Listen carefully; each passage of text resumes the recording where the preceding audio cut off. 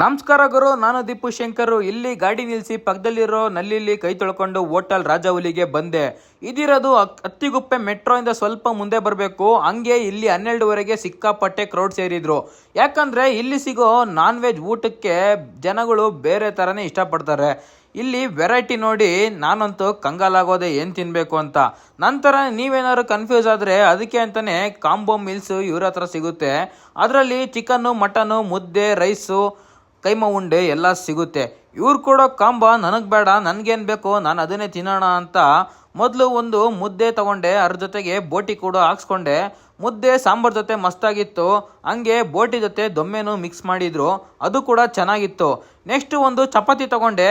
ಆ ಚಪಾತಿ ಸುಮಾರಾಗಿತ್ತು, ಫುಲ್ ಡ್ರೈ ಆಗಿತ್ತು. ಮೋಸ್ಟ್ಲಿ ರೆಡಿಮೇಡ್ ಚಪಾತಿ ಅನ್ಸುತ್ತೆ. ಹಂಗೆ ಮಟನ್ ಬಿರಿಯಾನಿ ಟ್ರೈ ಮಾಡೋಣ ಅಂತ ಹಾಕ್ಸ್ಕೊಂಡೆ. ರೈಸು ಸಖತ್ತಾಗಿತ್ತು ಟೇಸ್ಟು. ಹಂಗೆ ಪೀಸು ಮಸ್ತಾಗಿ ಬೆಂದಿತ್ತು. ನಮ್ಮ ಅಣ್ಣಂಗೂ ಕೂಡ ಇಷ್ಟ ಆಯಿತು.